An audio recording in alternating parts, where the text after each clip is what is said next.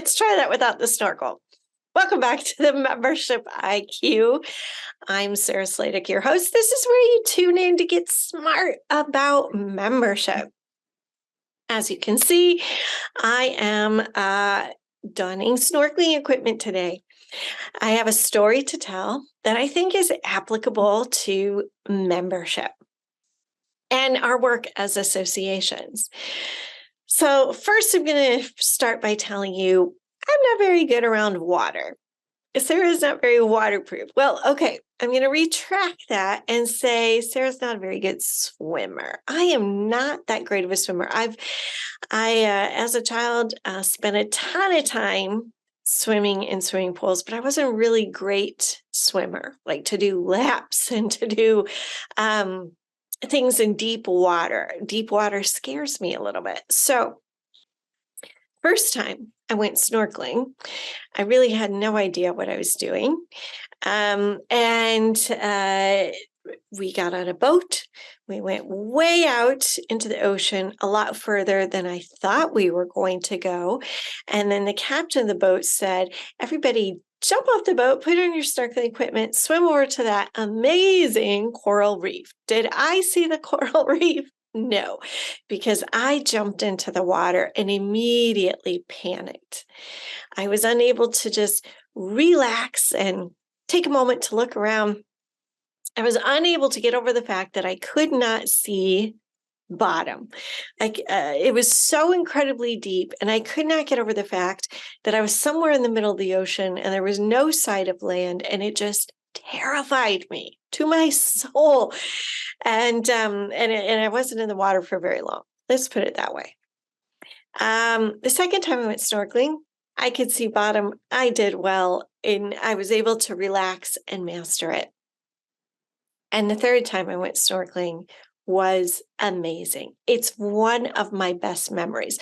I went to one of my worst memories of that first time snorkeling to one of my best memories the third time snorkeling. And that time I was in Hawaii and I was able to snorkel side by side with sea turtles. And it was amazing. One of my best experiences ever. Okay. So the moral of the story is this. There are things that we try that don't go so great the first time, but we have to keep trying and focus on the good things, right? So in associations, I like to do this exercise when I work with association clients, where I talk through and lead organizations through this process called ghosts and legends.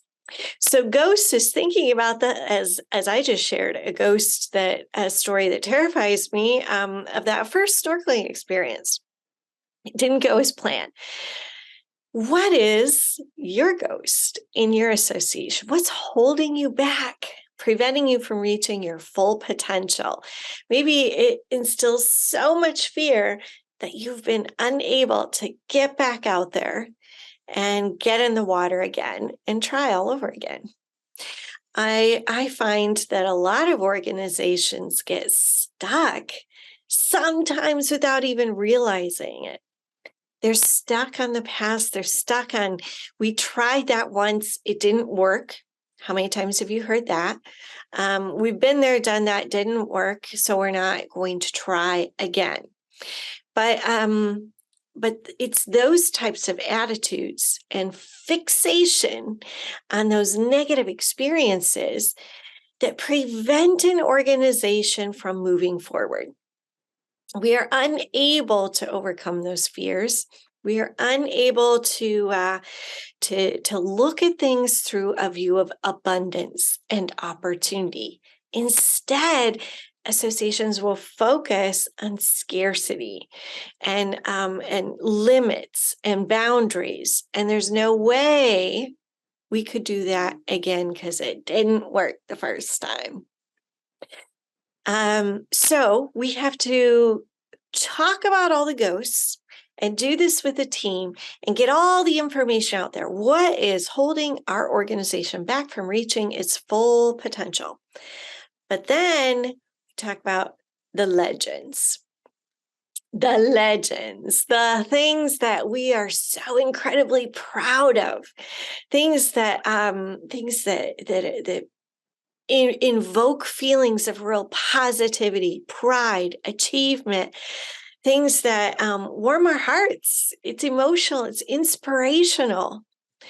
A lot of times we don't like to think about the feelings that membership invokes, but it is true. Membership is an emotional commitment. It is something that we want to be a part of community, and it is something where we need to learn from fear. Those fears of failure, we need to be able to overcome that. It is something we choose very intentionally. Unlike any product or service, membership is a relationship. It's a relationship with ourselves, a commitment to ourselves. It's a relationship and investment in the organization and its mission, as well as a relationship and investment in the community. So, as an association, it's really important that we take time to think about what are our legends. In other words, what's the great work that we are doing that maybe not very many people know about? It's legendary. It's often hidden. It's secretive. Sometimes we get so fixated on the day-to-day that we forget to talk about the things that we're really proud of, the great momentum that's happening in our organizations. We skim over the legends and we fixate on the ghosts. So as a team, I would encourage you to flip the switch, to have some conversations internally. What's holding us back from reaching our full potential? Number one. And number two, what are we really proud of? What achievements are we really proud of? What makes us feel very positive? What are those legends that maybe we're not always talking about? And let's bring those to the forefront, just like with snorkeling. First time was horrible. Second time, it was okay. I was adjusting, I was learning. Third time was amazing. So don't give up. Don't lose hope. Keep trying and really concentrate on where you're focusing your energies and your efforts. Is it on the ghosts or the legends? And by all means, whatever you do, just get back in the water. Thanks for tuning in.